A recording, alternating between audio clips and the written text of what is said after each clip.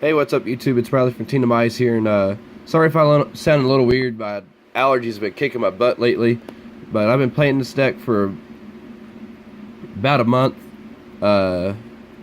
This is super insane. I've been going X1 every week at locals, and I just won a Spellground yesterday playing this, so I just figured I'd showcase the deck. It's really powerful. I think it's still the best deck of the format, even with Brandish out. But yeah, we'll go ahead and get started into the deck. 3 Gouki Suprex, 2 Twist Cobra, 2 Headbat, 2 Octa Stretch, 1 Re-Scorpio, and 1 Bear Hug. This is really standard, but I was playing 3 of this, but the only time this is good is if you open up 3 Goukis and like you're really not trying to draw 3 Gouki monsters. So yeah, that's like the only time the drawing Headbat is actually good. The only one that's actually good to draw is Suprex. For the extenders and playmakers of the deck, 3 Scorpio, 1 Cobra. This is probably the worst engine. It's the most susceptible to hand traps, so which kind of sucks, but I mean, if you get hand trapped, you get hand trapped. But like, this is so good by itself that it warrants the play. 3 Junk Forward and 2 Marauding Captain. I might bump Marauding Captain up to 3. He's really strong. I think this card's actually insane, along with Junk Forward. 1 Ibley, the biggest Garnet in your deck, which really sucks, but you have to play it. For hand traps, 3 Ash. Save that one for a second. 3 Droll. These are obviously insane for this current format. And then 3 Ghost Bell. I think this card is super good. You hit Rematch with this. You hit the Sky Striker Ray in Graveyard. Whenever you run over their Link monster, then they can't tag out. That's really strong, actually, against that deck. You hit, against Altergeist, you hit Milliseek's Effect in Grave. You hit Manifestation, and you also hit Marionetter's Effect to switch them out, which is really strong, because that's a good way for them to recover. Let's see. It hits Double Helix, which is also really relevant, so I think this card is actually insane. I switched this out for Ogre. Me and my teammates were talking about it. I was playing Valor instead of this, but Valor being a level 1 is really crucial to this deck strategy, so we switched it for this, and this has turned out to do like everything that we wanted Valor to do, but this was just better. The only thing that this doesn't do that Valor does is whenever when Sky Strikers use Shizuku, but this also hits Kagari on their first turn, which is really powerful too, which could really interrupt their play. But anyway, that's it for the hand traps. For the spells, 3 Called by the Grave. This is super important. You have to open this card.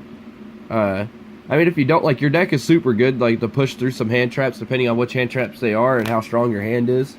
I've played through Ash and Gamma and still did a combo and won the game without drawing this card. So, like, you don't have to draw it, but you definitely should be playing it at 3. 2 Instant Fusion. I think this card is insane. We saw an Invoked Raijin with this card, and that card breaks boards. It's a warrior. Like, it's insane. 2 Rematch. I don't see why people are playing 1 of this, because you use 1 in your first turn combo, and if you don't make Griffin to set this, you need a second one in deck to recover if they break your field or if they hand trap you.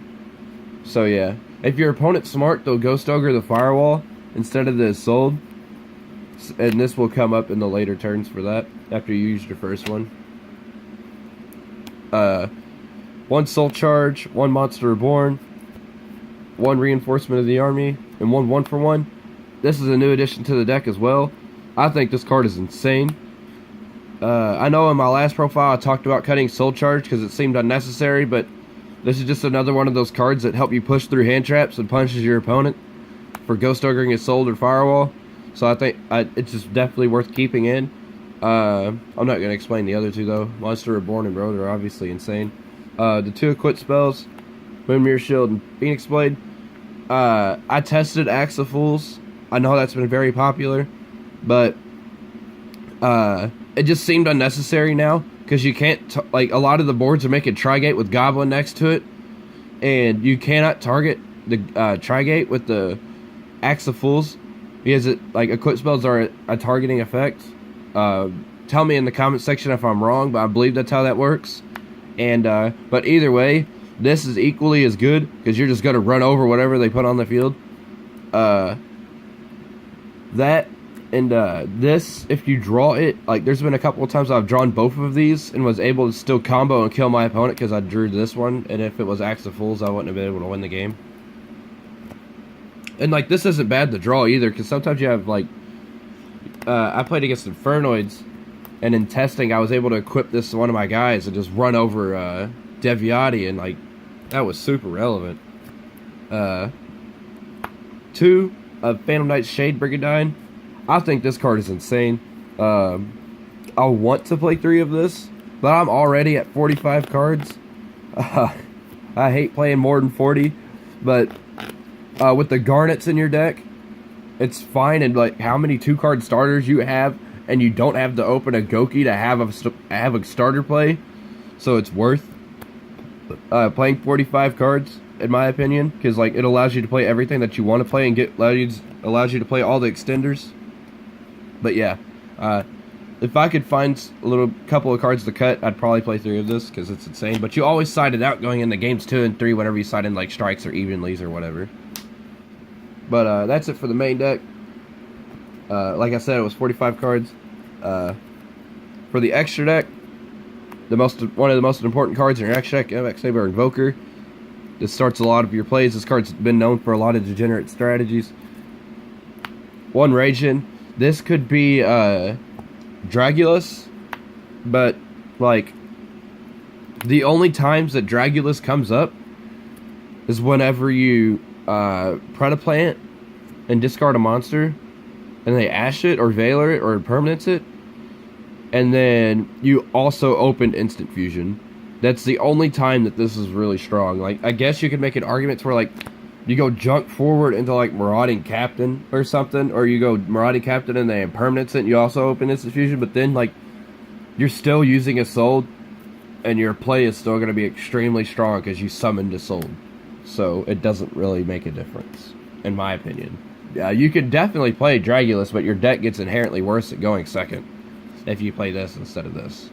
And this deck has a hard enough time going second sometimes anyway. Like, 1 negate's super easy, but, like, 2 to 3, it starts to get kind of rough. But for links, 1 Link Kribo, you have to play it. 1 Mermaid, this card is insane.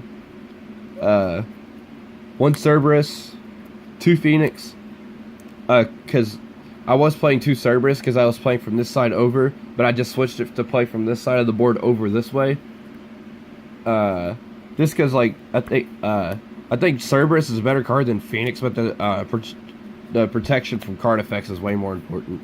Because the Ibli negates the effects of the guy that it summons, and if you bring back the Cerberus off of the Ibli, your field, like, it makes it to where you have to negate a Regeki. And also, this deck has a hard time with floodgates, so, like, Phoenix could just pop those too. So, 1 Goblin. This card's nuts. 2 Assault. You definitely need to play 2. Some people are playing 1. If the first one gets hand trapped, you need the second one to play. I theorize this like double Helix. You notice that all Spiral players are playing 2 double Helix because, like, you only need 1 to win the game. But if 1 gets stopped, you need the second one. So, and this card is super important. 1 Unicorn. It's super strong.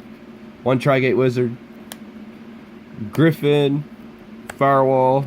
And Boreload. Every time I cut Boreload, it comes up. So I'm just keeping it in. It came up a couple of times yesterday.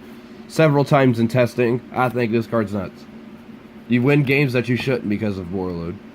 For the side deck, this is not, like, the exact side deck I played yesterday, and throughout testing is what I changed it to. But, 2 Kaijus. I wasn't playing this before. I was playing Cyber Dragons and Mega Fleet. for the mirror, but this is just more versatile. It hits True Draco stuff. It also hits Trigate. And if you deal with, that's the reason why I was playing the Cyber Dragons, is that you just deal with the Trigate, but if you just do this, like, it's also fine, because, like, the thing with Cyber Dragons is that you contribute some for it, get rid of the Ibly, and, like, fuse away with your guys, but you run over the Trigate, but then, like, you don't have a follow-up because you can't normal summon, so, like, that was the only problem with that. The only time that Cyber Dragon was extremely good is when they didn't give you the Ibly, which they usually do. 2 Twin Twisters, 1 Raigeki. I know this is a meme, but the third Twin Twister is probably going to come in after I cut the Judgment from my deck. Because I don't think it's completely necessary. But we're also playing 3 Solemn Strike. Just for going first. 3 red reboot. You side this in every time you go first. Because evenly match is super nuts against your deck. So we definitely put cards like this in to stop that, because, like, they're going to try their best to bait the Trigate. You just put cards like this in, and you just win the game. Because, like, then they evenly you, then you red reboot them, and they just don't have a response. 3 evenly. This card's super insane. I think it's 100% necessary in this format. A lot of bad Brandish players, too, will set, like, 2 or 3 of their spells in games 2 and 3 off of multi-roll, and then you just punish them with this, and, like, you just win the game because they run out of spells in their graveyard. It makes Kagari and Shizuku a lot less impactful too. But yeah, that's the deck. Let me know what you guys think. I think the list is just about perfect. The only thing I'm still considering about changing is the Predaplants, but keeping the instant fusions in the deck. Just because Instant Fusion is a super powerful extender. Like, I have a lot of crazy tactics I'm thinking about. I'm not going to explain in this video. But, yeah, this is Bradley from TeamDemise. I'll catch y'all later.